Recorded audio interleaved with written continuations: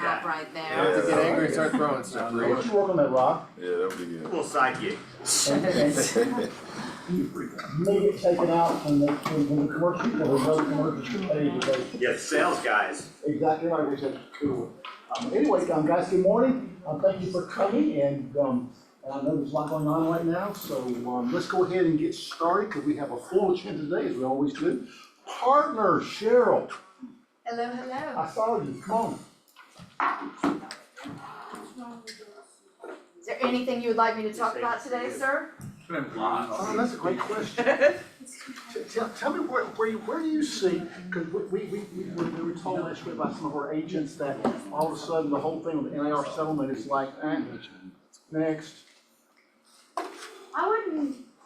I mean, what I'm seeing here, and you guys tell me, is that there's been a lot more negotiation of compensation. Particularly as I compare like the Atlanta metro area to Columbus or Savannah or other places that I've been. So I do feel like, and they all, by the way, in Savannah and Columbus feel like it's coming to them as well. And also, if you don't follow Seth's got a YouTube channel, I think it's like Real Safe Real Estate or something like that. Something like that, I don't know. If you just Google like, Seth YouTube, Seth Wiseman, you probably will get it. But his one this week was about the move to really, the Fed's continuing move to decouple everything and having buyers pay their agents' commission. So I still think it's important to explain to sellers why that doesn't work when these are finance transactions. Like mathematically and for all sorts of really good reasons, like, including it probably is the better course of action. But that's not where the feds are, and that's not where the Department of Justice is. So why do you think the feds are so dang determined to decouple that? Because they think, that somehow if you reduce the seller's cost by an average of 2.48% or whatever that number is, it'll reduce housing costs by 20%. Do the math on that. I want the chairman, They do. I want the chairman to go buy a home and say, oh, I have to pay you now? Exactly, and finance it, and do it with the average amount of money that the average homeowner has, you use that. I do think that it is probably the better course of action with everything to have whatever the seller is willing to contribute, that they contribute it directly and not cooperatively. I think that is probably the best course of action to take. But I do think including it somehow in there, since it can't be financed, would be an important thing for most buyers to be able to buy houses. The ones that can afford to pay the commission, Yeah. God bless them, but I'm more about the ones that just don't have the money. Oh yeah, I mean, because I could pay my buyer's agent if I wanted to, but you shouldn't worry about me, I'm fine, right? And my kid is fine. You know why my kid is fine? Because I've been a property owner and there's generational wealth associated with that. So my child won't, because she'll probably borrow from the bank of mommy and daddy when she buys her first house, or will be contributing money toward her purchase. Right. And we've been able to pay for her college, so she's gonna come out of school with no school debt. All of that is directly related to the fact that we bought a property when we were like 6 months after we got to Atlanta, after I graduated from law school. Completely. So some people believe that HUD will get involved more when they realize that we're shoving the first-time home buyer further and further and further out of the market. Yeah, and I'm not sure. I mean, I think you can have mixed feelings with it. I don't know whether a $25,000 closing cost credit is gonna help or hurt, because it may just heat up the market and drive up the prices and put the prices further out. I mean, we have done things like that before, and the loan officers may have some opinions. We had, during the mortgage meltdown, we did what, like the 8,000, it was either 8 or 18, right? Yeah. Was it 8 or 18? It was 8. It was 8 and and it was, worked. and it was forgivable $100 after $500 5 years of down, owning the remember that? property. Yeah. The HUD $100 down, And Yeah. it HUD worked. foreclosures with $100 down. So, I mean, you know, none of that fixes the fact that we don't have enough houses, and that's Exactly. really the majority of the problem. Like, you've gotta figure out how to do that, and everyone who's talking from the tip top of this thing doesn't actually have the power to make builders build houses and make people sell houses. The federal economists keep talking about things, and Logan Motoshami, who's part of Housing Wire, he likes to say that they have it all wrong because builders aren't the march of dimes. Like, they don't do things because it helps the world, they do things because it is, you know, but for very economic reasons. They build houses when it makes sense, and they don't build houses when it doesn't make sense.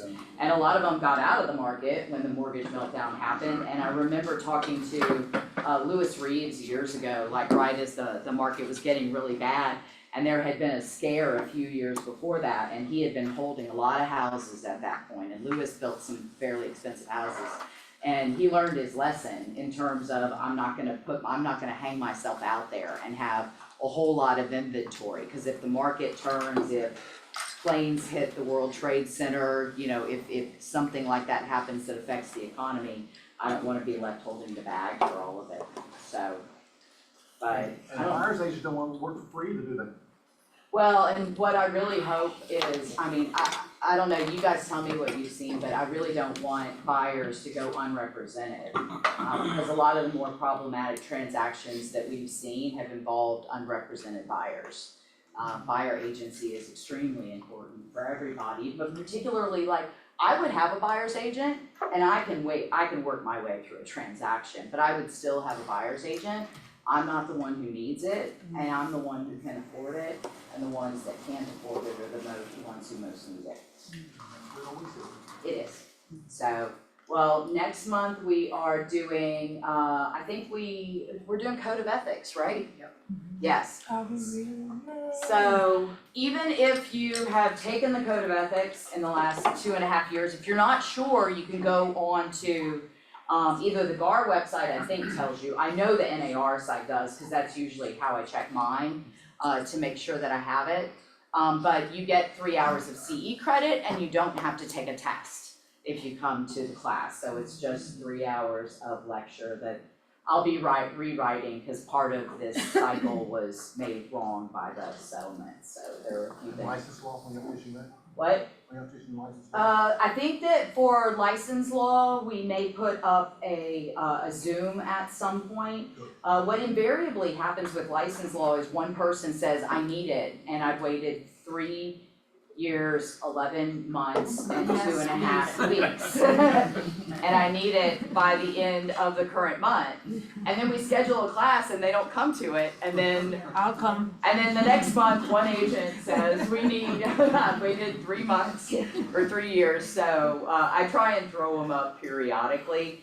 It is, I guess I just did one actually for a particular group, but my license law is avoiding Jeopardy, so it's like game style, so it's Jeopardy. It's a ton of fun and actually really a lot of learning at the same time anyway, so. First two classes are fun, Cheryl. Yeah. I try, and I posted to Facebook this morning, like, what kind of classes you guys wanna see, because I have finally sucked up to the woman at the Georgia Real Estate Commission enough to get, like, her to act on my course submissions.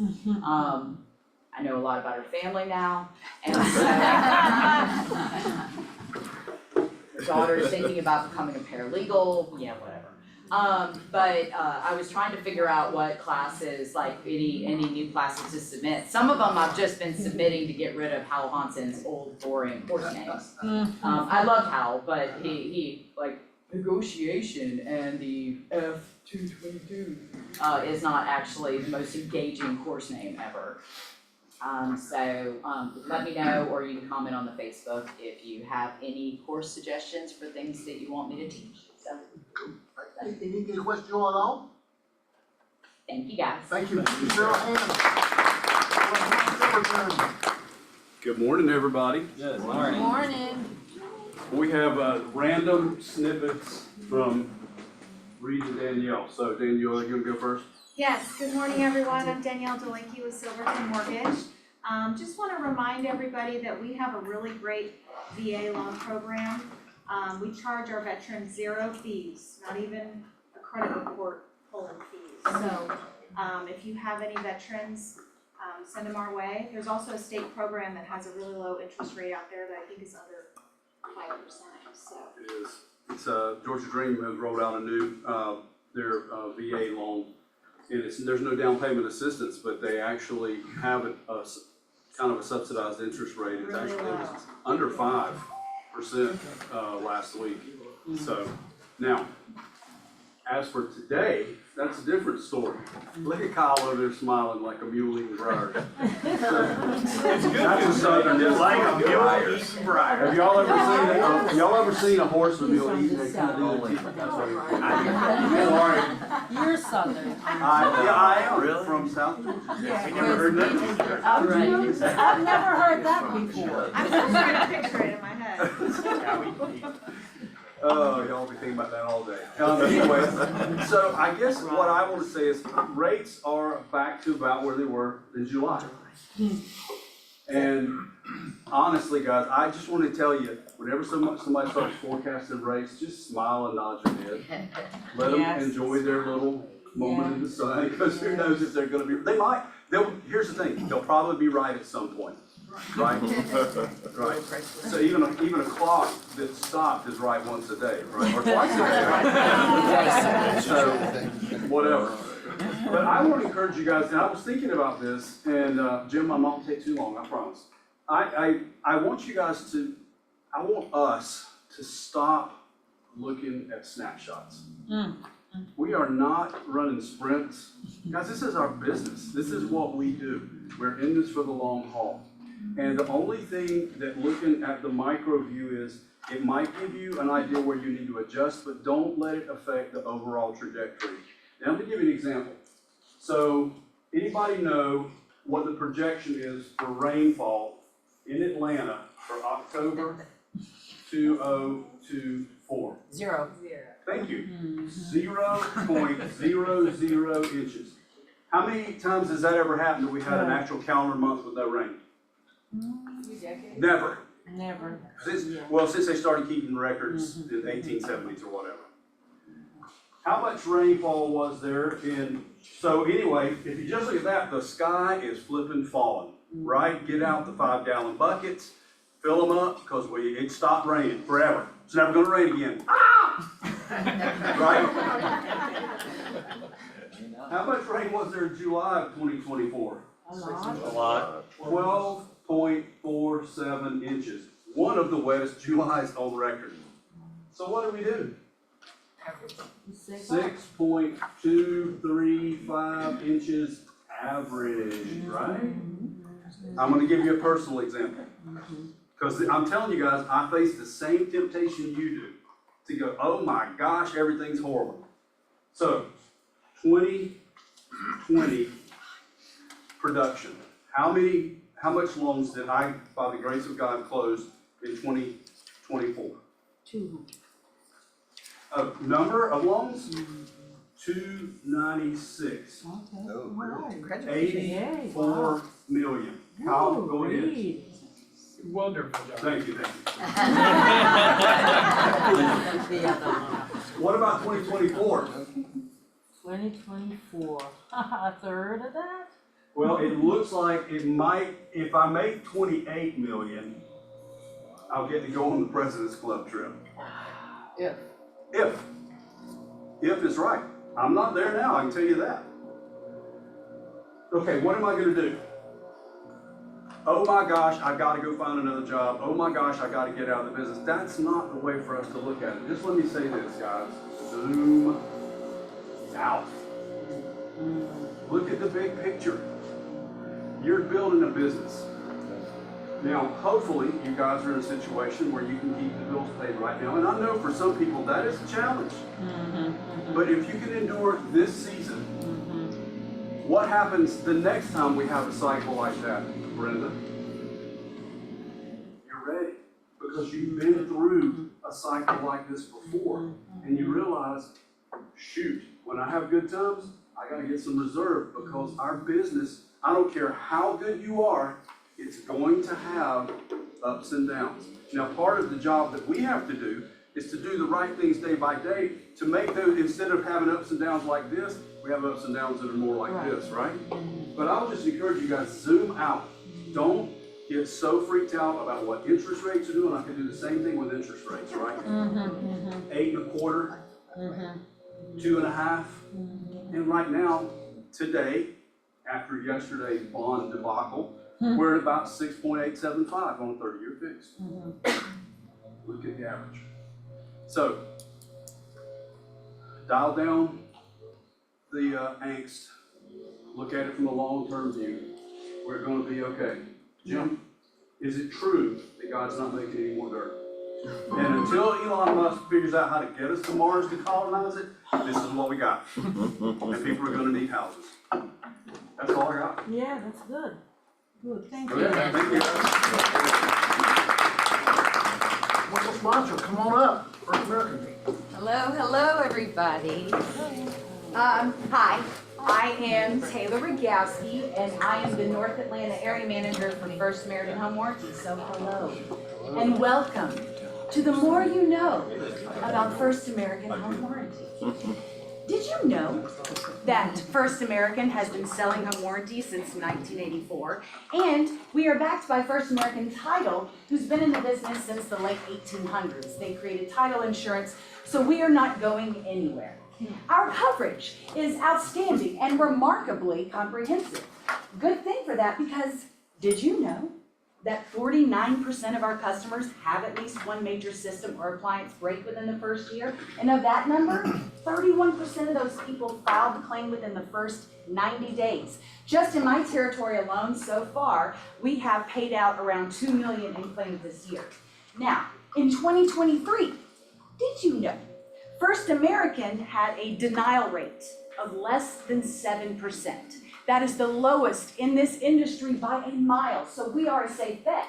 Just to give you a point of reference, one of my competitors last year had a denial rate of 82%. All that to say, did you know that home warranty companies are not all the same? For example, First American does not depreciate. We do not have an obsolete parts clause. And when it comes to HVAC, there is no cap on our HVAC coverage, which means there are no limits on the parts of the HVAC that are covered. Now, does First American cover everything? Absolutely not. Neither does your health insurance, even your fancy pants kind, your full coverage auto insurance, your homeowner's insurance. But what we will do is protect your budget, tremendously offset the cost of repairs and replacements, and we will give you peace of mind. You don't have to white knuckle home ownership. You don't have to cross your fingers and pray that nothing breaks in your house. Because let's face it, you know as well as I do, it is a rare privilege these days to live without fear of a $15,000 HVAC bill.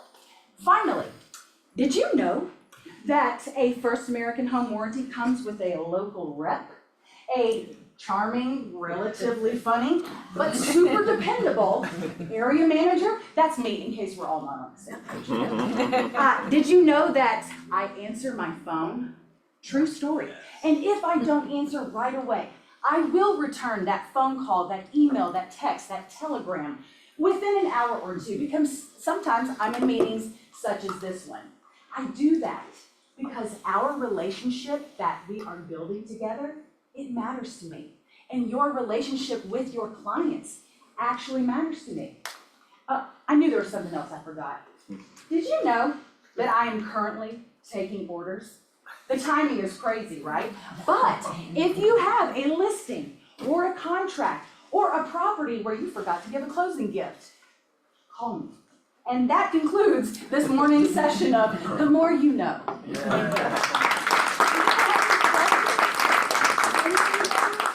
Questions, anything?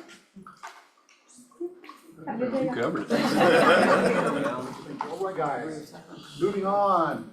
October Haunted House Listing Contest, that is going well. A lot of people are taking listings, guys, and we are currently, I think we're still number one from number of listings year to date for all of Keller Williams in Metro Atlanta, so congratulations. I've looked there also, I think we're up there at pretty close number one, so keep getting listings, because when the market flips, It's gonna flip quickly, and you're glad that you have listings right now. So cool, keep doing that. 36 touch, the guys, Libby Bramlett is a genius at this. She does it very, very well. A lot of y'all do it well also, but if you do not know what a 36 touch is, you need to come to this, because Libby is teaching this. It's tomorrow from 11 to 12. There is no Zoom, so you need to be live. So guys, please come to this. You people in my 20%, if you're not doing 36 touch, come learn how to do this, because Libby will do it well. Thank you, Libby. Paint event, get up with the date with the paint trends. What's popular, what's not popular? My house is probably painted the wrong color, but that's just too bad. Wednesday, October 30th, 2024, 10-11 a.m. is it. It's at the Home Depot. Don't come here, it's at the Home Depot. Right down here, I'm assuming. Is it the one down here? Yes. Yeah, that's great. That's coming up, which is cool, right? Lessons learned, okay. Alrighty, awesome. Might need a light, there we go. Hello, how is everybody doing? I'll bring my energy since I'm coming up behind Taylor. My name is Jalen Walker, I'm the assistant team leader here at Keller Williams Atlanta North. How's everybody doing? Great. Want to say thank you for coming out last week to our Halloween Spooktacular. For those that came out, we had an amazing time. It was a lot of fun, and so first I want to say thank you to those that came out to that. And then anyone in the room doing bowl? Anyone in the room doing a series of bowl? Alrighty, who attended First Step with bowl? Anybody attend First Step with bowl? We want to say thank you for coming out last week to First Step also. So I want to ask a question. Who in here loves to cost their sellers more money? No. You know, everybody, there's two sides to the question, you know? So that's one thing in this timing. We want you all to be cognizant. We are filling out your compensation agreements. Scenario, in your listing agreement, if you state that your sellers will be paying Quan 6%, and they will be splitting 3% with the buyer brokerage, if you receive an offer that says that the seller will be paying the buyer brokerage 3%, how much in total will the compensation be? Nine. So that's happened. So be cognizant if you are receiving a contract and there is a special stip written in, and in your listing agreement, you have designated that it's going to be paid to the seller's broker and split from there, because you can cost your clients more money if you are stating that there's going to be an additional portion going to the buyer's brokerage. Is that clarity? Everybody have clarity on that? Anyone have any contract scenarios that's come up over the course of the last week? Anything like that? Anything they want to share? Anything unique? Okay, alrighty. Now we are going to introduce something a little bit of fun. We are going to play the Wheel of Referrals. It's not going to be the Wheel of Fortune. It's going to be the Wheel of Referrals. We want to introduce this. There's a couple of prizes. This is something we're going to do every team meeting, but something just to say thank you for your referrals. And so we have a cash prize, we have gift cards, we have lunch with myself, we have $20 off of your office bill, and we have the opportunity for you to get a copy of The Millionaire Real Estate Agent or one of the books down at the front desk. And so for October, referrals that have been received, I want to call up Mrs. Altarine, and I want to call up Clark. And has anyone else sent referrals in October? Referrals, agent referrals, case score referrals. Anyone else sent referrals in October? I want to bring up. Come on, you're all gonna be able to spin the wheel. And so Miss Altarine, she has been great with sending referrals. And this is something where we want to say thank you. And Clark, if you all haven't met Clark, Clark is one of our newest agents to Patty Jackson's trivia night. He actually brought his cousin that's currently doing her course to get her real estate license. And so we've met, she has to do her testing, and she's looking forward to joining the office also. So go ahead, give us a spin of the wheels. Don't spin too strong, I'll hold it in the bag. So, there you go. Yeah, so let's see. Let's see what I want first. $20 off office bill. All right, there you go. So for that, we're gonna make sure you go down to the office, you're gonna see Melissa and Noel, and we'll make sure that's taken care of for you. Alright, awesome. Clark, go on. Big money, big money. Oh, what is Ah, there it is, lunch. Alright, there we go. Clark, you got lunch on me, so we'll be doing lunch. Alright, there we go. So once again, we're thankful for all of your referrals. We are looking to grow the office competitively, strategically. We want to continue to add the best talent. Actually, she gets one also, she referral. Okay, come on up, Paige Morgan, there we go. Everybody touch Paige. Come on, Paige, spin that wheel. There we go. Show them how to spin. Yeah. Cash, there we go, you're gonna get $20 cash. And so it's gonna be from, gotta go and see Melissa and Noel, and we're gonna get you $20 cash. All right, if you would, please give that to KW Cares and let it go to our folks in North Carolina. There it is, there we go, there we go. Awesome, thank you, everybody. Good job. Alright. Cool, all right, thank you, Dylan, for that new fun thing, okay? So guys, this is, I was at a recording of this last weekend, so, it is wonderful. This guy, is brilliant. When you describe Jim Alexander, one of them is not brilliant, but this guy actually is very brilliant. I was with him during this whole hour when he was talking. He is not gonna tell you interest rate's gonna come down to 2%. In the next 6 months. I'm not gonna tell you that, but guys, I wanna just get this started, and you'll enjoy him. He is also stepping down from this job at the end of this year. He is retiring, which he can afford to do. He's gonna retire. I'm sure he will be offered a great job someplace, making a lot of money. So, anyway, guys, welcome Doug Duncan. Do you want to say anybody at all, Kyle? Really, just thank you guys for coming. This is pretty special because it is possibly his last one in his current position. But like Jim said, like Reed talked about, he's not gonna give an exact interest rate or anything like that, but the real focus is general trends. He's doing a housing forecast, so where is the future of our market going? And it's hopefully gonna be pretty optimistic, but just something to consider and yeah, enjoy. Thank you. Ooh. You need some kind of. And by the way, guys, we do have a new system order. This will be going away for a few years. Can I have that much right? You can. You can have the screen too. I would take that. Ladies and gentlemen, please join me in welcoming Doug Duncan.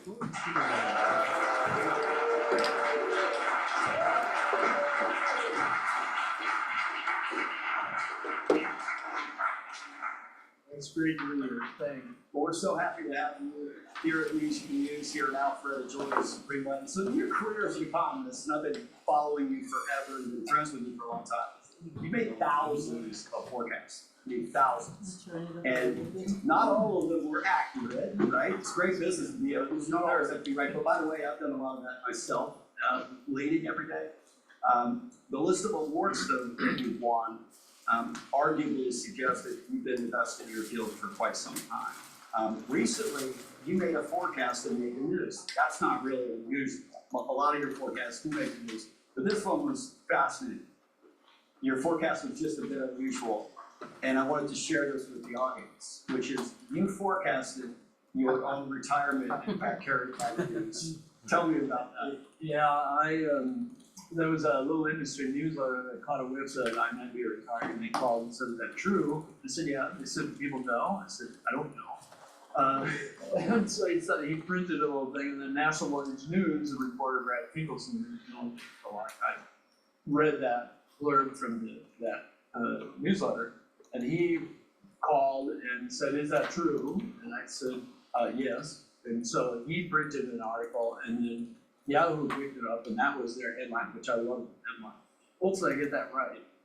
I asked her last night, right?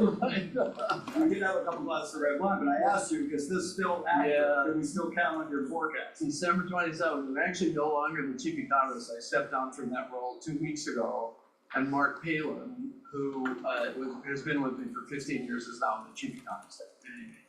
I was just reading the press release on the single-family housing starts this morning, and it was Mark. That was the first release that got out without my name on it. I was like, oh, that felt different. So December 27th will be my last day. Well, there's another noteworthy voice in business that I care greatly about, college football. Anybody else here care about college football? Yeah. You care about a different team than I do. But his retirement came with him smiling. I think for most people know him for the first time in like 17 years of watching him and knowing him. His expertise and his confidence have gone nowhere. He's got a wry sense of humor as well. We're learning more about that. I thought a lot about you recently, knowing we're coming into because you're retiring. You've been kind of a go, race all time in your business and your confidence, and it won't end. People will still want to hear from you. So thank you for being here today. Service professionals, all of us, right? We actually get paid based on what we know. It's of course about serving other people, but what we know, what we own in terms of confidence helps people in the single biggest investment they ever make in their entire life. And so today, I'm gonna make a forecast, and that is that all of us are gonna know more when we leave. All right, so you ready to get to work? Sure. All right, so, the Federal Reserve is arguably the most powerful financial force on the planet. It's arguable, but it could be the most influential force financially on the planet. And you and I have talked about this in the past. They're always in the news, but sometimes more. And when more is taking place, it's usually not as good for the reasons that it is. And since May of 2000, they've been a headliner in the news, and they're back again right now. I thought for our audience, we want to teach them more. You hear about the Fed. Let's learn a little bit about the Fed. So first, describe the structure. Like there's 12 banks around the country. By the way, there's a map here that shows you where they're at. But tell us what the Fed banks do, what the Federal Reserve and what the Fed banks do. Yeah, so it's a system. The fact that it's a system is important. They're not just independent entities, though they do have spheres of responsibility that are tied to their job. So they manage currency in the system. They have a regulatory responsibility of oversight over the financial institutions that are chartered in their district, so they have a regulatory role on compliance. The presidents of each of the regional banks are all members of the Federal Open Market Committee, which is the 7 presidential appointees plus the 12 bank presidents. The system was founded in 1913, and you can see a little bit of the age of it by the location of each of those district banks was a function of the economic geography of the United States at that time. It might be different if we redid it today. It might look somewhat different. And some people have raised questions about that. So there's a couple of other important things to note. The positions of being a presidential appointee are 14-year terms. So if you were appointed a governor in year 1 of that term and resigned in year 6, the person who's appointed to replace you enters in year 7. The initial intention was if someone was in office for 14 years, it would isolate the organization from presidential politics, because that would run over like more than 3 presidential terms. But the fact that people don't stay for 14 years, the last person that served a 14-year term was a man named Ned Bramley, which I think in the early 90s, he finished his 14th term. Since then, no one has served a 14-year term. So it's been in the political news and will be in the political news, in part because of what you said about the recent conditions, particularly since 2000. I would expect there'll be more in this. So they have we break it down just like all the folks in the audience have jobs. And how do we measure the success of the work that we do, that I do, or that they do every day? There's a dual mandate that we understand exists with the Fed. So these are the things that they are specifically responsible for managing. Tell us about the dual mandate. Yeah, until 1978, their sole mandate was price level stability. The implication being no inflation, but also no deflation. Simply, $1 today is worth $1 1 year from now in purchasing power.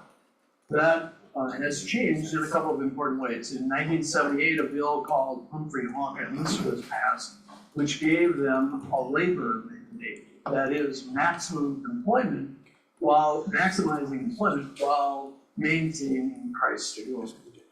Then, this will be the homework section, the minutes of each Federal Reserve board meeting are released 3 weeks after the meeting takes place. But a lot of people don't know, transcripts, in other words, who said what to who, are released 5 years later. Wow. So you can actually go back and take a look at who talked about things. So your assignment is to read the July 1996 minutes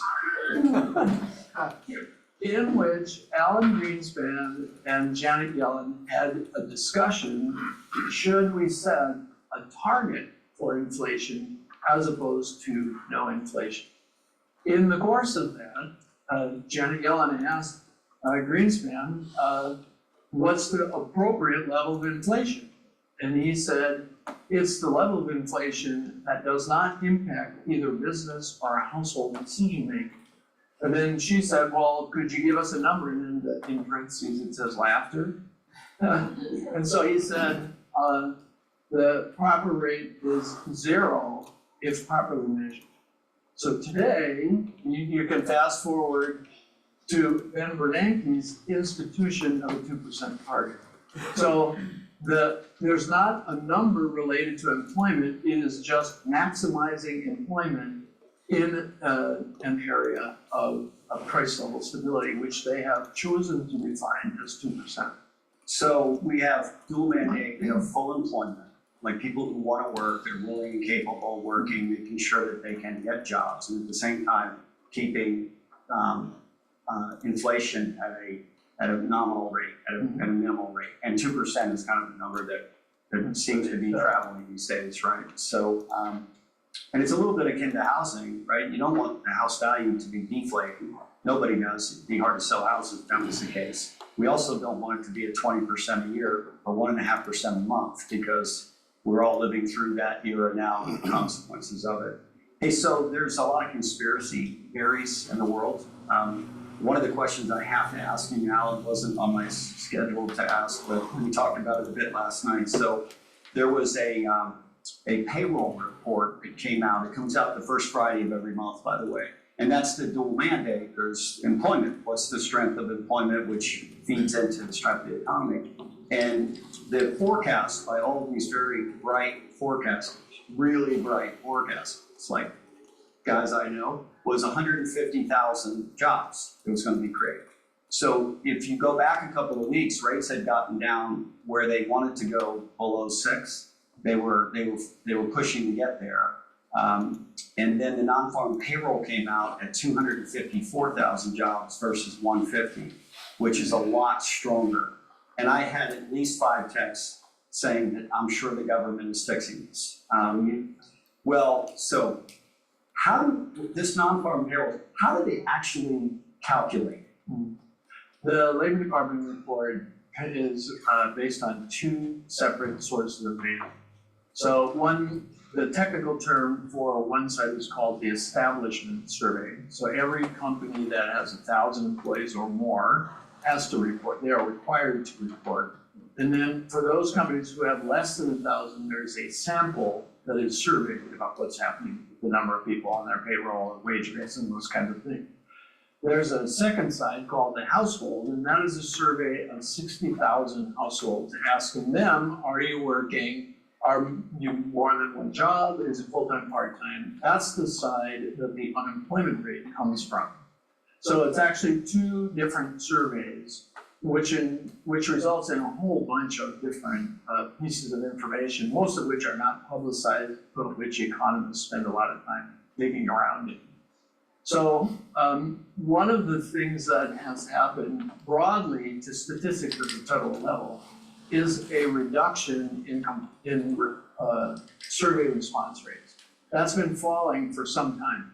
So if the response rate falls, the chances are pretty good that the error rate will start to increase.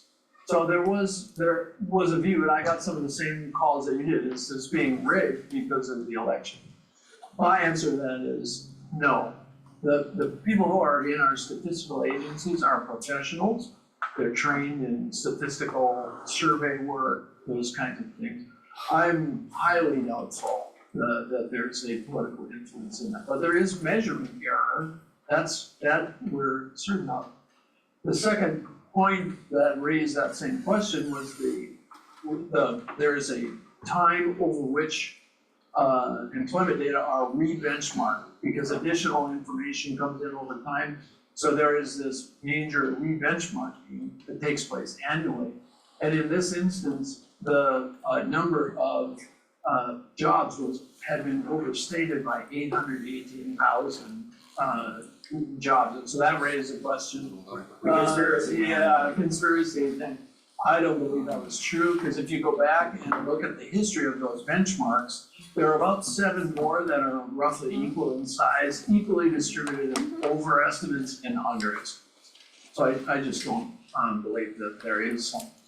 So on Saturday while I'm watching college football, this is the kind of stuff that you're digging into. Absolutely, and it's getting ready for our cocktail party, which you might not want to. Some of the funnier stories that Doug could tell you, you get a chance maybe to talk to him today, is going to an economist cocktail party. And what they ask, because I've asked them, what do you guys talk about? Well, you're not serious when the elbow patches start coming off. All right, so the Fed has a tool in their toolbox, a number of them, some of them they made up.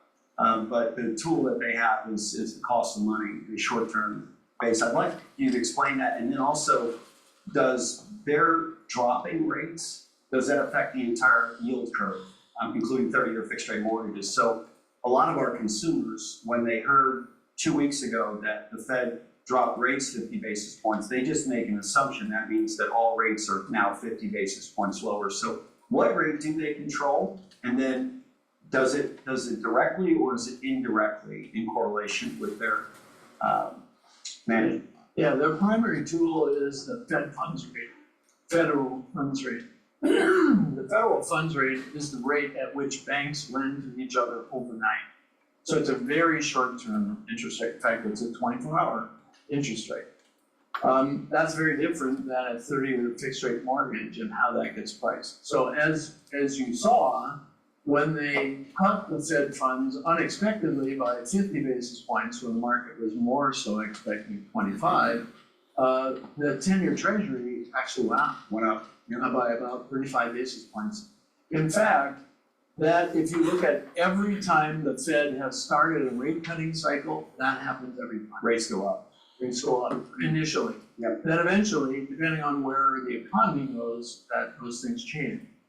One of the things that Warren Buffett said that was simple but really instructive to me is, in the short run, the market is a voting machine. In the long run, the market is a weighing machine. Ooh. So what were the votes that took place that raised that 10-year Treasury? Some people were voting because they said, oh, the Fed has achieved their target on inflation, so rates are clearly going to continue coming down. Some said, oh, we've averted a recession, so growth is going to be stronger, having averted the recession. A third group said, well, it's uncertain in the near term, but the 10-year, over 10 years, we think that the Fed's support will lead to stronger economic growth than we had thought. Which of those was the dominant one? I don't know. But that's the voting machine aspect. And we will know in the future what the weight of that is by what we see in economic activity. Got it. So we'll just track that with you. The forecast, best I can tell, you can read a lot of different sources, but is like over the next year to 15 months, there'll be like 150 basis points of additional loosening or reducing of rates by the Fed. So this will be a test of the market, actually agrees with me or not, because now he's doing forecasts. So I told him, I said, I'm going to be watching and see where you tell me the truth.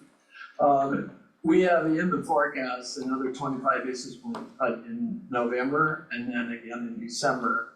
and 125 basis point cut each of the 4 quarters of next year. The big debate among economists, and including within the Fed, is what's the longer term interest rate, which is neither stimulative nor depressive for economic activity. They call that the neutral rate. There's a big debate about exactly what that is. Some think it's as low as 1%.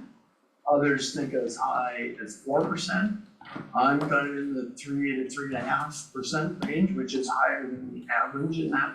Part of that is conditioned upon the fact that we are running these huge deficits and running up in debt in a time period where there's going to be a lot of pressure geopolitically in the world. So let's talk about a topic that is, I know, important to our audience and that you've been studying for your entire career, which is housing, right? So we've been through some fascinating last 4 or 5 seasons in housing. First, crazy good, almost too good, and the consequences of that are the next generation market, which is the last couple of years, which is you get the other side of that. Housing, I've always thought, is kind of a mature business. People need it. They need roofs, rent them or own them, but they need roofs. So in the past, you and I've talked about housing, and you told me that demographics, number of people, right, drives demand. Employment, other than that one period of time, like in 2004, 5, 6, 7, when you could borrow without employment, you actually need a job going home, right? Or, Well, we ran the experiment. it didn't go well. It It was called the worldwide financial meltdown, right? And then affordability. So if you think about our business, and we're talking to people every day that work in this industry, and they come into the industry, it could be a bad time today, but what's going to drive it in the long run? Here's good news for all of us. Demographics in the Southeast, the ingress or people coming to the Southeast is substantially better than people leaving and going elsewhere. We've got maps and stuff we can show you about that, but our market is, if you want to check the box on demographics, Georgia and Florida are amazing. Employment in the country, employment rates are 4.3, and yet in Georgia they're 3.6, and in Florida 3.3. So the demographics coming here creates an incredibly favorable environment. And then the last is affordability. What a dirty word. Yeah, it's not unprecedented, but it's pretty close. I asked Doug a question one time, like 6, 7 years ago, before this whole crazy market started, post-COVID. I said, do rates really matter? And he said, no, not unless they go up really fast. In which case incomes don't travel that fast. And that's kind of important for right now. Home prices over the last 25 years, up just under 5% on average, except 10% has been the last 4 years, the average. And then interest rates did indeed get in the twos. We've forgotten that now, but they went from 4 to 7.5 in the second half of 22, 2 years ago. And those things in combination have created the weakest affordability that we've seen in a generation. Meaning the cost of getting a home price combined with the cost of money has just been exorbitant, not to mention insurance now, which is added to the list, and taxes. Do we have to have housing prices come down to get a recovery? Or how do you see this playing out in terms of housing moving back to, I won't use the word normally, you told me not to do that anymore because there is no data, right? Yeah. But how do we get back to a demand that's kind of consistent with the demographics and the employment that we have? Yeah, the variables that you have to address are what you talked about, income, that's the most important. And there's a path to maximum homeownership rate for any age group that's related to income. It typically peaks in their mid-50s because that's when earnings lifetime peak, right? So that's the first most important variable. The second one is interest rates. And of course, interest rates go up and down depending on what's happening with economic activity.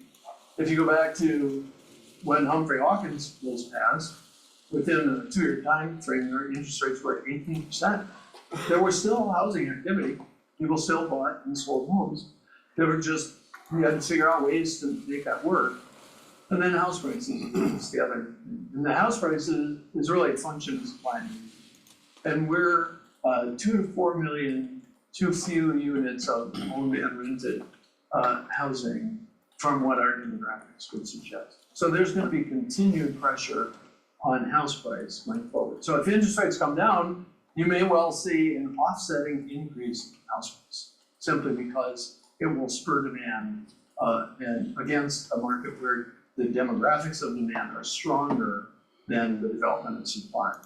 I was just looking at this morning, the census report on housing starts, permits came out. Permits, which is what we have tracked more closely, because in their single family space, that usually is an indication production will start shortly. We're only up 0.3% from last month to this month. There's a growing inventory of new homes available for sale. That's partly because of the imbalance in the existing and new home supplies, where new homes are a much higher share of first-time homebuyer purchases than is typically the case, because there just isn't the existing homes available for sale. That's those 2% mortgages that you were talking about. A lot of people got those, and they're unlikely to give them up. We actually did a survey of the people in our portfolio and asked, are you staying in your property simply because of the interest rate? About 20% of people said, yeah, we have no intention to move as long as we have this interest rate. More like 30% or more said, well, actually the interest rate's great to have, but it's also combined with other things that we like about this place that we are at, and we're unlikely to move because of the combination of factors. So over half of people said fell in those two categories. By the way, that survey is up on our website. You can go there. There's no paywall or anything like that. So a reason I spoke to the AICPA Bank Accounting Conference, there are 1,500 people in the room and online. So I asked, how many of you have a mortgage of less than 4%? 3/4 of the hands went up. I said, now, if you are required to move, how many of you have thought, I will keep that house because the difference between that mortgage payment and rents in that market might be $1,000, and I might rent that property, use the difference in payments to subsidize the interest rate on the house that I have to buy, and make the move. And 3/4 of those hands went up. Wow. So the potential is that we've converted a whole bunch of the millennials into investors, right? Because of that 2% mortgage rate. Wow, it's fascinating. So, you know, one of the things that we talked about yesterday, the storm in Florida, by the way, Doug spends half his time, will be less than half his time in the future in Washington and otherwise, right, out speaking to groups, and then you spend the balance of your time in Cape Coral. Yeah, dodging hurricanes. Dodging hurricanes. I asked Doug about Cape Coral, and look, how did your children describe it? God's waiting room. I didn't ask it because Doug and I are seasoned at this point. We just offered that. I thought that was fascinating. But anyway, in talking to folks throughout Florida and really in general, you know, good news is if you're a homeowner with a low rate, that your value of your home went up in an extraordinary way in the last 4 years. We've just not seen that in this generation. The other news is now your taxes have gone up and your insurance has gone up. So we have our past customers calling us all the time that, you know, I have a fixed rate, why did you raise our mortgage payment? And we're like, well, we didn't raise your mortgage payment. Taxes and insurance are not something we establish, we collect for them, of course. Do you think that has a chance? Because folks in the audience here, you might give up on customers that bought in 20 and 21 that they may just not want to ever move. Does that have a chance to affect the rate lock concept, which is that people just can't afford the house any longer because the variable cost of taxes and insurance have increased? For existing owners who are on fixed incomes, that's the place where that's likely to be more of a challenge. There's a certain lack of understanding of why insurance companies are in business and what your insurance company coverage actually intended to accomplish. So if your insurance is at replacement cost, and the value of the property and the cost of its replacement goes up, it would be pretty reasonable to expect that the insurance premium is gonna go up, right? So, but that's not necessarily what's on the mind of the buyer when they're buying the house. They're thinking about, this is a place we're gonna look at and raise our household. So there is, to some degree, there's an educational issue there, and we've highlighted that in some of the surveys that we've done at Fannie Mae. What do people actually know? For example, my favorite was, do you know your credit score? And something like 80% of people said yes. What is your credit score? Something like 30% of them gave a number that was outside the valid range. So You think you know your credit. right. So there's, you'd be surprised at the number of basic things that, it's not a daily issue for people, so they don't actually spend time that you spend as professionals in this field with familiarity of all the terms and all the things that can change. The property tax issue, it's different in Florida because they don't have a state income tax, so there are some nuances that are different in Florida from other states. But one of the things that people have not considered is that to the extent that there is climate change that's altering the risks related to properties, there will probably be some infrastructure investments that need to be made at the local level that will require property taxes for the funding. So there's, I think, also a lack of appreciation that is a price. Yeah, I think that's a kind of a big deal as we represent buyers going forward, right? That they be fully informed of the cost of homeownership. You want them to be successful. Yeah. Making sure you're in the business of helping them locate their family, you want them to be able to sustain that. And Sometimes defining success, you want them to just close the transaction. Yeah. That's not, it's not the best of us, right? But no, it is, you brought up the credit scores. Our Supreme Essentials program has not what your credit score is, but why it is what it is, so that people can begin to manage their credit scores so that their cost of credit cards or everything, auto loans, home loans, everything's driven now on credit score in terms of costs that you're well familiar. Well, on that front, I had somebody that asked me my opinion on something. I said, well, I told my children, I said, it's great that you have an opinion. It's better if you have an informed opinion. Always. So knowing your credit score, there's a difference between a good guess and one actually. So let's talk about the most recent housing forecast, which I've been tracking for 20-some years with Fannie Mae. I mean, they obviously are in the business.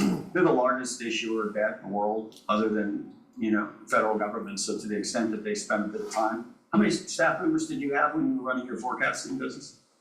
Well, the people that are directly involved in forecasts is only 5 people. But in the entire group, which I've designed as kind of an internal consultancy, we had 38. Yeah, so these experts are out collecting information, data that helps build these forecasts. Like any forecast, there are things we don't know that are going to happen. Sure. Israel, Ukraine, and then you bake those in over time to your forecast. But you went through just recently, and by the way, in the middle of each month, right after the 15th, they update their forecast so you can track it along with us. And I've been doing this for a long time because for our business, the best information, opinion is in mine. It's the best informed opinion. So I try to get collected as much information possible. So when we make our investment decisions here, that we're doing it with the best information imaginable. The data for 23 in the center of the page is total home sales. When you see that bracketed, it's in millions annualized. So in the first quarter of 23, we were at 4.9 million. According to Fannie, those numbers are now kind of posted, and they're not like the employment numbers. They won't be revised by OPM. So that number is substantially below where it was in 22 at the beginning of January. If you go back to 21, we were catching 7 million annualized. So when you think about an industry like ours dropping from 7 million down to below 5 million on an annualized basis, it's breathtaking. You go backwards and look for those types of events in our industry, you're gonna be looking for a long time. It's just hard to find them. The good news is we're in the third quarter of '24 now, annualizing at 4.6, so things have continued to get, they've gotten stable. The first 2 quarters of this year were a bit better. This quarter is depressed against the first 2 quarters. We thought when we got into May, like, hey, we're catching some support now. This thing is starting to move. And then we came up with a million different reasons why it wasn't in August. Back to school, NAR, college football. I went through a whole list of them. It has to be all of them together. Something's happening here. It's fascinating. But if we look forward, and I think it's really important, this hope says in the scripture, defer makes the heart sick. So we all need to be able to present to our own folk some degree of hope, especially when the data tells us that it'd be fair to do that. Tell us about housing sales forecast.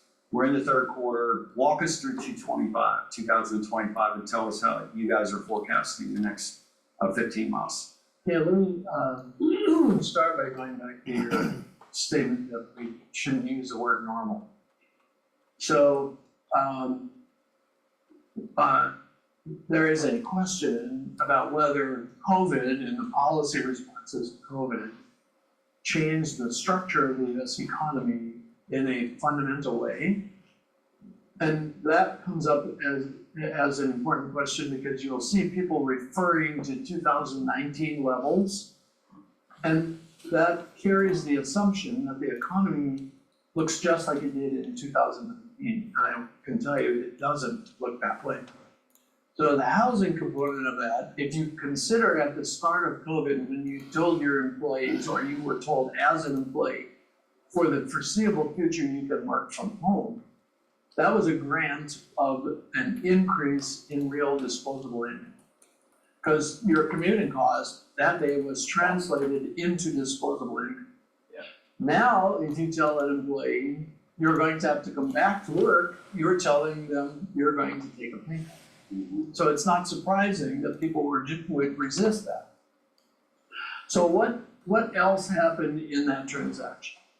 The households, in the not too long of a time period after that transaction, they came to the conclusion, probably at some point we'll have to go back.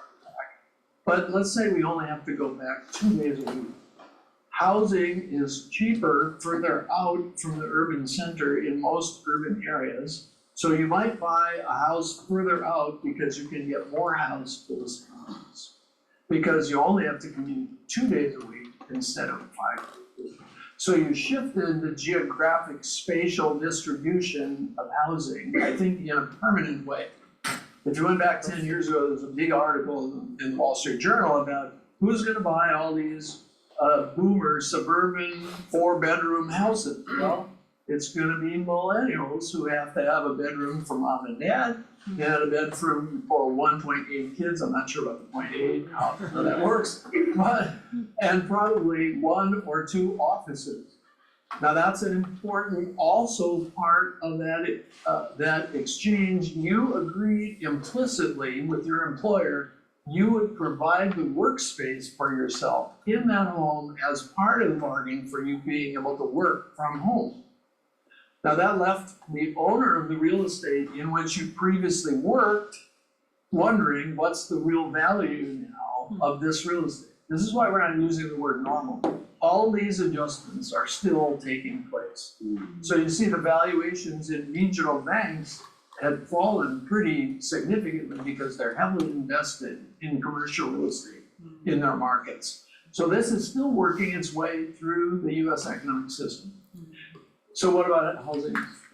So I was watching the existing home sales numbers and I asked my staff, I said, would somebody produce me a chart of the long run level of existing home sales? Because this feels like a floor, like 4 million homes. You can't get lower than that, given the US demographic profile. So I looked at that chart, I didn't feel good about it. I said, okay, now let's normalize it for population. So per 1,000 households, it's the lowest it's been in like 4 decades. So it's a certain floor of human activity that drives to move. You have to move because of, I mean, you have to have more space for your family, your job changes, location, but just certain things that are a fact of life.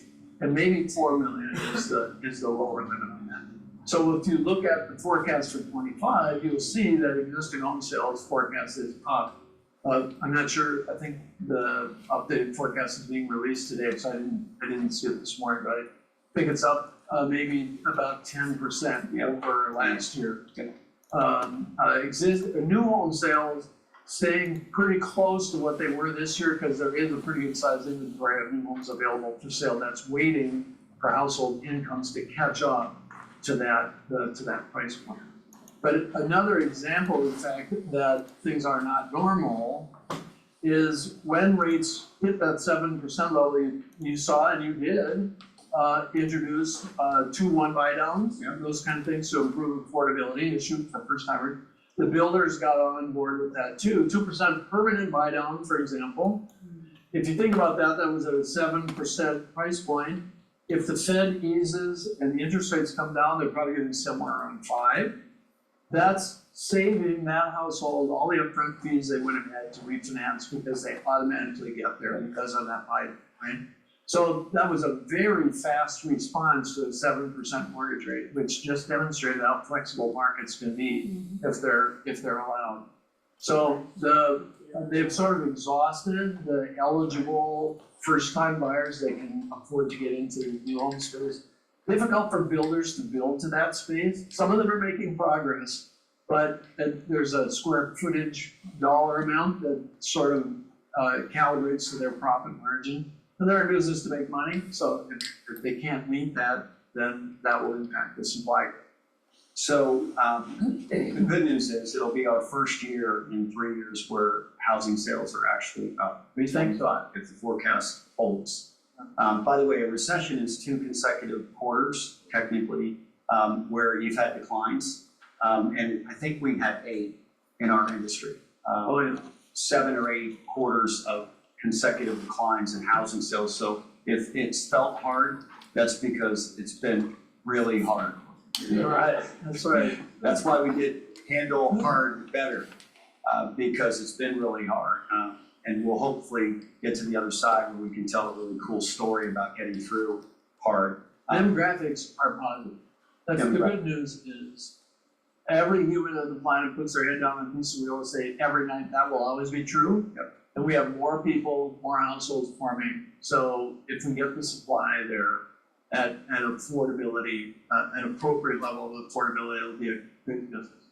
So 10% next year. Are you guys out in 26 yet? Or is that just too far down the road and you're not thinking about 26? Or is 26? That will probably be added, this was October's forecast.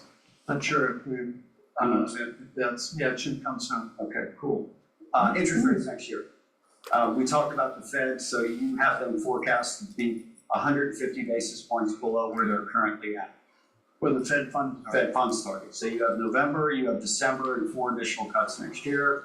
So that's 150 basis points on the short-term cost of money. Mm-hmm. And we know that it's not directly correlated to the long-term cost of money. But you can tell us the Fed here today and tell us we'd be happy. Right. What do you think? Your forecast on this? I think it's a reasonable thing to assume it'll break through 6%, which is to some degree a breaking point. But of course, in the time that it takes to get those rates to come down to below 6, you're also seeing household incomes grow. Right. And so those two things will meet, and as long as house prices don't immediately respond by increasing when interest rates come down, then there's affordability should be better through the end of 2025. We just had the shock of it. The shock was rates were low for a long period of time. The average for the last 25 years is 6 3/4 and 30-year fixed. So we're not anywhere other than where averages are. But it's just with the increased value of homes. And then when we went from 3% to 7% all at once, incomes couldn't catch up quickly enough, right? And they still, on this consumer surveys, being unhappy there's a mismatch between how households think about their finance and economists measure inflation. So economists define inflation as the period over period change in the general price level. Right, Alan Greenspan said to Janet Yellen, 0% if properly measured. That's an important thing, we're not that great at measuring it. But that's not how households think about it. In fact, my Uber driver, I was quizzing the Uber drivers to see what's going on in that part of the world. And I said, he asked, what do you do? And I told him I was an economist. He goes, oh, what about this inflation? And I said, Blaming you for it? yeah, right. And I said, what about it? He said, man, I can't afford all these things that I used to be able to afford. What are you gonna do about that? And I said, so, what does it mean when you read in the press that inflation is down to 3%? He said, that's not what I'm seeing. What households have seen is that the price level went up and it stayed up. And their incomes did not go up at the same pace. And they know that prices are actually still increasing. So they're very unhappy about this for very rational reasons. That will play out, I believe, in the election. However people decide to attribute fault for this, it's gonna be one of the factors. Well, one of the blessings of retirement then is your Uber driver relationships will improve. Absolutely. Because you won't tell them It's and not they me. won't blame you. That's right. So let's, the last idea of forecast for 25 is home price increases. And we all live through the bid pass list. I've been in this industry for a very long period of time, and the concept, I have this one video that I still have on my phone. My son's house went on the market, and I thought the 25 cars were there to get COVID shots. This goes back to the date and time of COVID shots, right? There's this mad line of people, and I'm like, you gotta be kidding me. And within 24 hours, they had 23 contracts on this house. The list price was X and it was past X. I've never seen it. I sent you the video. So this is what's really going on in the marketplace right now. I hope that didn't cause you to retire. No, so what we had that radical move on, and it's obviously low cost of money so people could afford more. And then the inventory being shallow and they get it eaten up and people kept bidding it. What's the forecast for prices next year? I think the most recent actual was up just under 6% in 12 months. So I think the forecast for next year is around 3% additional appreciation. That can easily change depending on what happens with interest rates. Because I do believe that the lack of the growth of supply is still, the level of supply growth is still behind the level of household and willing buyer growth, which means any improvement on the interest rate aspect of affordability may well be. It's gonna act as a floor for housing prices. Right. And people have asked, well, what about there's some policy proposals that would offer assistance on the down payment side. All that's gonna do is show up in price. So, given the current dynamic today, that won't solve the problem that's intended to be solved. Well, what we know is true about all policy conversations, not only will ever take place. Well, what's really interesting, the roots of this are actually back in the great financial crisis. Mm-hmm. And so we went from building 2.2 million units, single family and multifamily, at the peak to 430,000 roughly. And we stayed at 430,000 for about 3.5 years long. So all the people in that supply chain, no matter what part of the supply chain, 3/4 of them left the business.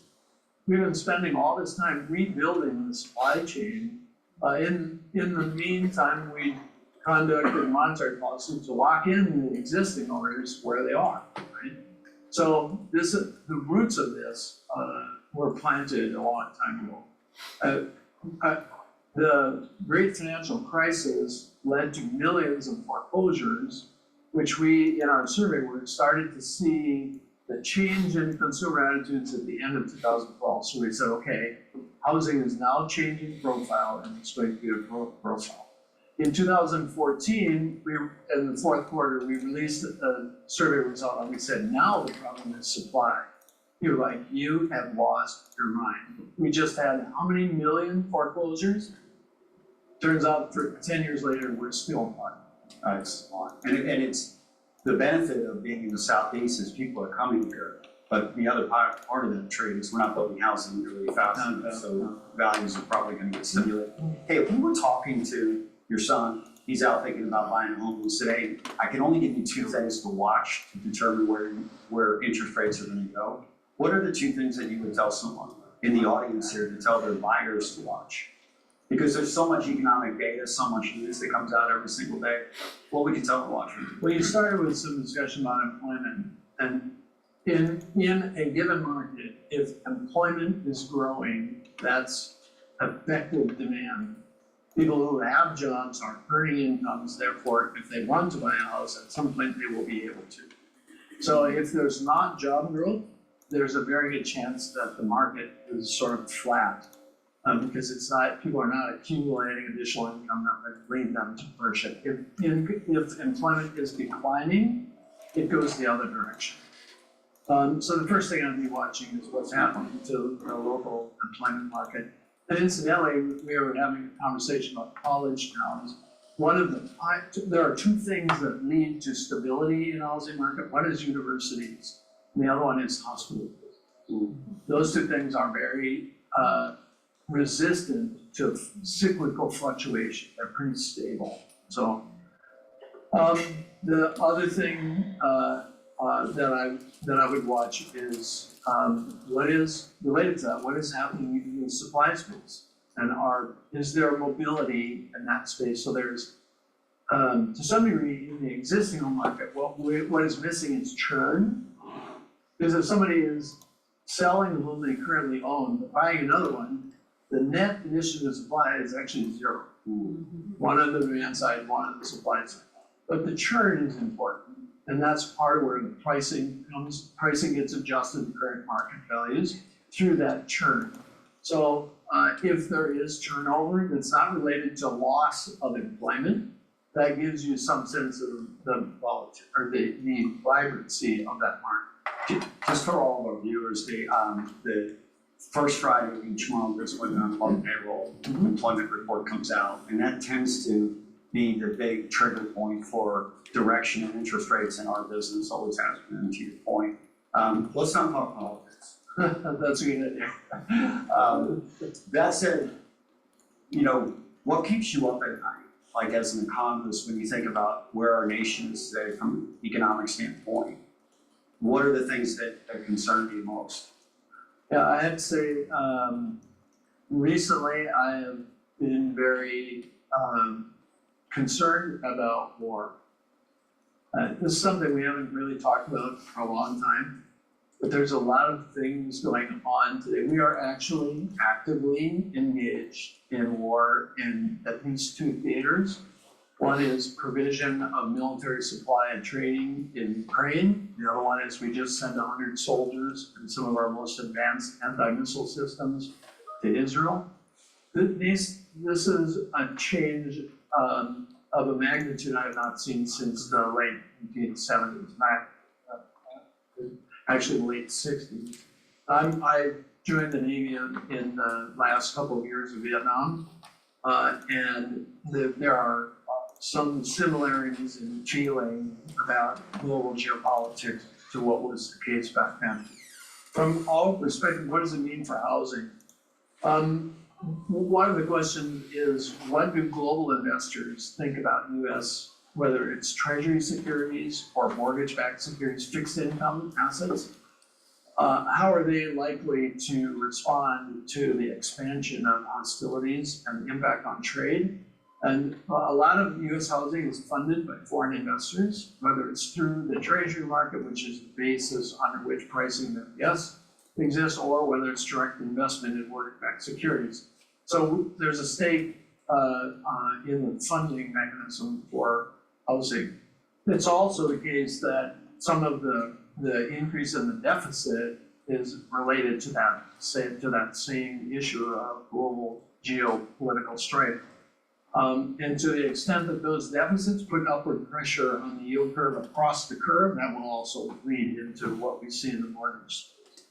So that's the number one thing that's on my mind. The related connection that we have some control over in the US is the level of debt and deficits that we're accumulating. It is significant to me that this year, the interest expense on our debt will exceed the defense. That's not a trivial fact. I only worry about Alabama's moving. That's what keeps me up at night. Yeah, I'm a North Dakota State Bison, so They are, Coach went there. Final question, and then we're gonna invite the audience to ask questions, but we ask this every time because I think it's really something that for this audience and for the people that they represent every day, you know, they don't wanna be biased, if their consumers are anxious about making a big investment right now, called a home, buying a home, and I don't care how often you do it, it's a big investment. So the timing of it and the emotions that go along with money usually get involved. But we want this group to be able to have some material from you that can actually give, you know, wisdom and counsel. Don't get, is it a good time to buy a home? I haven't been able to change the answer for something like 30 years. If you have a family budget and at today's price and interest rate and the amount that you would have to finance to acquire the house that you're looking at, it fits the budget, it's a good time to buy. Great answer. If you're guessing where prices will go or guessing where interest rates will go, now you've moved from being a home buyer to being a speculator. Some people can afford that, and that's fine. But just know where you are. If you're buying a house for your family to live in, if it fits the budget, then if interest rates go down in the future, you can refinance and improve your financial situation. If they go up, you've moved in at a preferential time. So it really starts with your understanding of your household budget. And by the way, people that come in to any of you with a household budget will know the answer to every question you are going to ask them about their financial fitness to be able to qualify for the house. So it's in your interest for them to come in with a budget. You know, it's simple, but it's brilliant. It just keeps people from getting too emotional about the decision that they've already made. I mean, they show up because they do indeed have a need to buy a home or to trade the home that they have for any number of reasons. But all of the other things that go into money are emotional, and oftentimes people are listening too much to the noise instead of just you have a budget and it fits the budget, it's the home that you want, it's a good time to buy a home. Hi Doug, my name is Molly Gorman, and I am a team leader at a Keller Williams Real Estate Market Center. And my question for you is, we haven't really touched on where, total consumer household debt is right now, and I think credit card debt, the average interest rate is about 24%. So how does that play into your projections for the 2025 housing market? Yeah, you're absolutely right. Interest rates on credit card debt are the highest they've ever been, actually. And lower and moderate income households are accumulating and rolling over debt. That is a sign of stress at the lower end of the income spectrum. So to the extent that your client group is in that more moderate income space, that may well be something that you'll be seeing as they bring financials to the table. It's also the case that the level of automobile debt is back to pre-COVID levels, as is the credit card debt. On the automobile debt, the interest rates are also much higher, not historic levels, but much higher. But what has happened on the auto side is that auto. It is 11 o'clock. Do y'all want to hear these questions? Yes or no? Who wants to hear them? Anybody, people want to hear them? How about that? Okay, let's get the lights on and look at stuff for 5 minutes, just ask me questions, okay? Tell me something that you heard that you thought, well, wow, that was cool. What did you hear today? So I heard that we had a quick response to the 7%, right, with all the 2-1 buy downs, and something he said that caused Eric and I to repeat it simultaneously to each other. He said the markets are very flexible if allowed to. Yeah. Right? You heard that too. Okay, what does that mean to you? It means that no matter where, oh, sorry. Go ahead, 'cause To me, it's yeah. more of a, no matter where we find ourselves, no matter what the economic or mortgage industry looks like, there's gonna be ways that we are gonna find solutions to make it work for people, because Yeah. I think it all comes back to every night, every single person lays their head on a piece of real estate. The thirst for buying homes won't ever go away, and so the solutions will always prevail. Okay, all right, I like that. What else did you hear today? I loved his answer about it is now a good time to buy. I Yeah. thought that was great. Someone tell me what he said. What did he say? Well, it's just a budget question. Yep. I mean, if you're gonna buy a TV or a car or anything that you know, does it fit into your budget? You know, how does it compare to the amount of rent you're paying possibly? And just look at those two scenarios. I like that. Either it works or it doesn't work. Cool. You think people are thinking that way yet? I think they're not. Hey, Jim, I think that related to that, Susan, this is where all of us have got to be, I mean, with our children, grandchildren, whatever, we have got to educate them. Because you've got people making decisions to take on $1,000 house payments. $1,000 car payments. Yeah. Car payments, yeah. To buy some new fancy car, when they could buy an inexpensive used car and take that delta, that difference, and actually move from an apartment into a house. Right. And it is, I mean, it's generational changes, but it's a mindset change. And the parking. Right. Outside.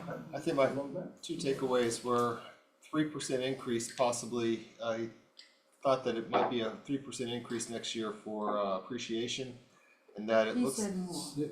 He said 6. Well, I thought that he said. I think he meant 3% additional. Yeah, he said Okay. 6. He said 6%. All right. I heard 3, but 6. If 6 is the number, then 6 is the number, and it looks like there's no such thing as like a generic cow to where they just kind of say that it's all the markets are the same. It looks like the southeast is still kind of like the funnel where a lot of people are going.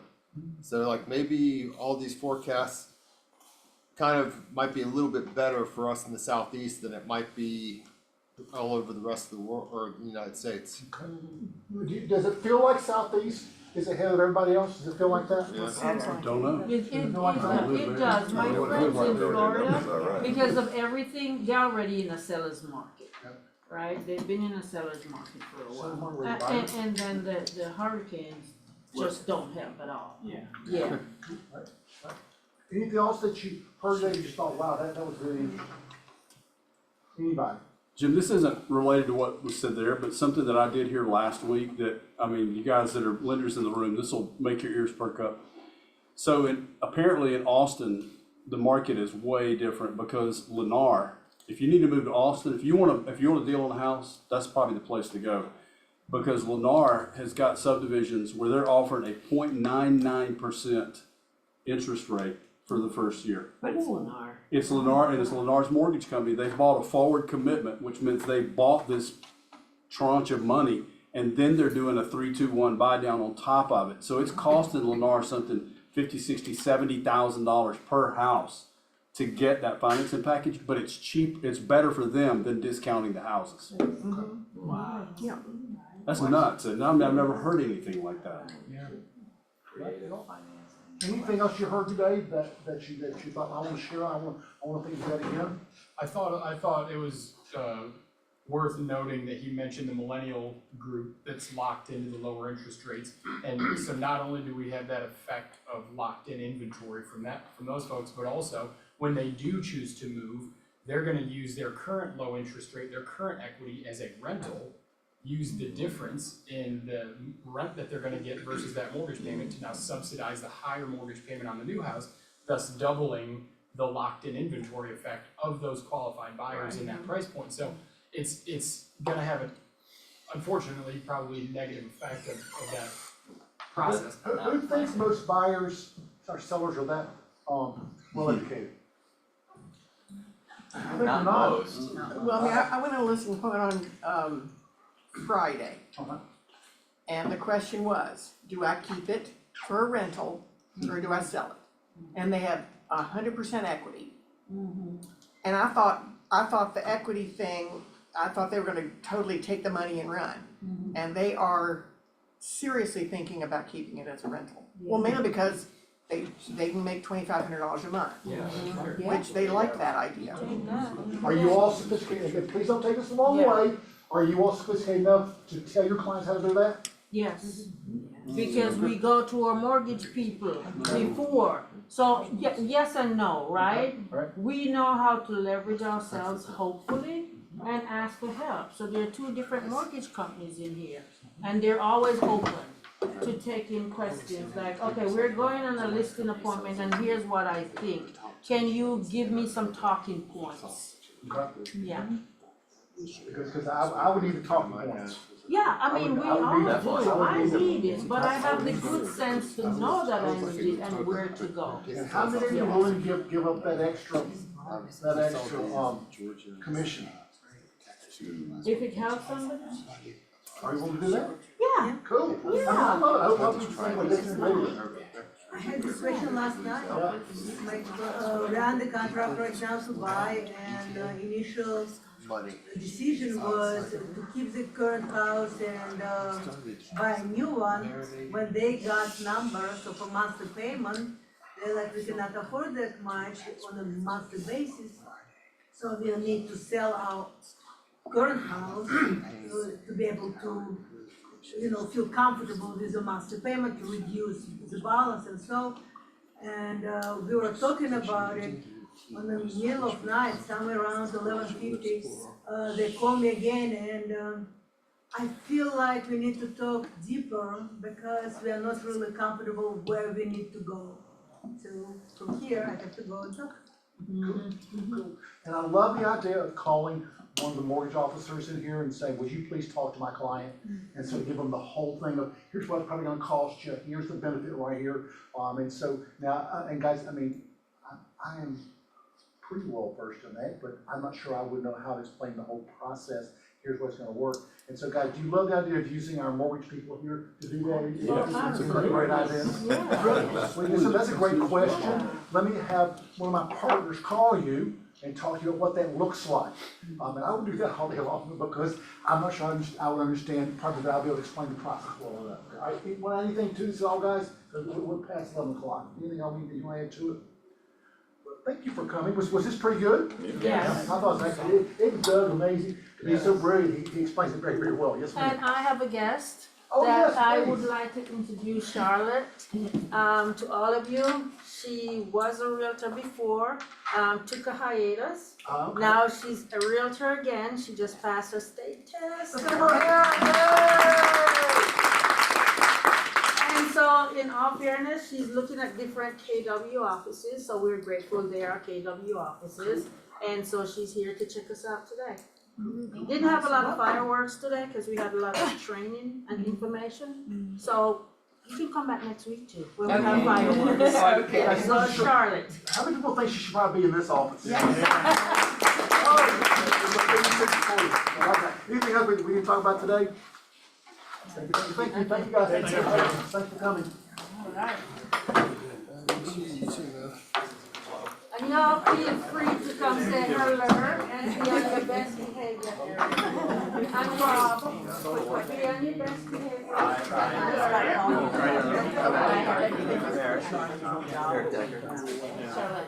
Charlotte. I like to consider the